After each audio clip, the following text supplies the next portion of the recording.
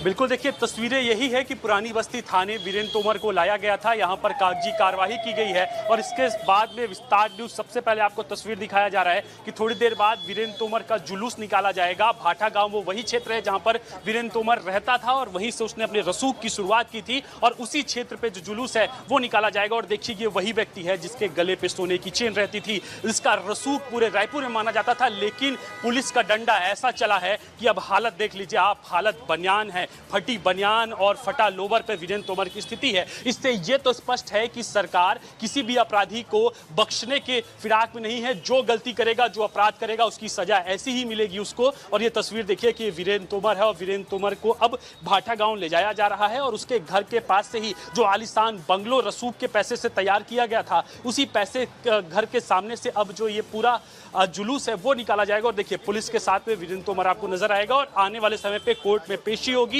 और कोर्ट में पेशी होने के बाद में यहाँ पर रिमांड पर लेकर आगे की पूछताछ की जाएगी और आगे की पूछताछ पर यह पूछा जाएगा कि रोहित तोमर कहाँ हैं, इतने दिनों तक इन्होंने फरारी कहाँ कहाँ काटी है और आखिर ये किस किस लोगों से, क्योंकि एक थाने पे अपराध दर्ज नहीं है महिमा, ये अपराध रायपुर के तेली बांधा पर भी दर्ज है, सिविल लाइन पर भी दर्ज है, सुंदर नगर पर भी दर्ज है और ये पुरानी बस्ती पर भी दर्ज है। तो ऐसे में तमाम अपराधों को लेकर भी पूछताछ जो है वो की जाएगी, क्योंकि वीरेंद्र तोमर जमीन की दलाली करता था। जमीन की दलाली के बाद रसूख के माध्यम से वो जमीन को हड़पता था और जमीन हड़पने के बाद में उसका दुरुपयोग करता था और गरीब लोगों को जमीन पर ये रसूख का उपयोग करके यहाँ तक के तो तमाम तरीके से करता था। तो देखिए ये तस्वीर मैं आपको दिखा रहा हूँ कि अब यहाँ से ये सीधे भाठा गांव ले जाने की तैयारी में है और भाठा गांव ले जाने की तैयारी है। और देखिए कि एक समय पर ब्लेजर नज़र आता था, सुंदर कपड़े नज़र आते थे, कुर्ते में दिखता था, पॉलिटिशियन वाले भेष में दिखता था, लेकिन वीरेंद्र तोमर की स्थिति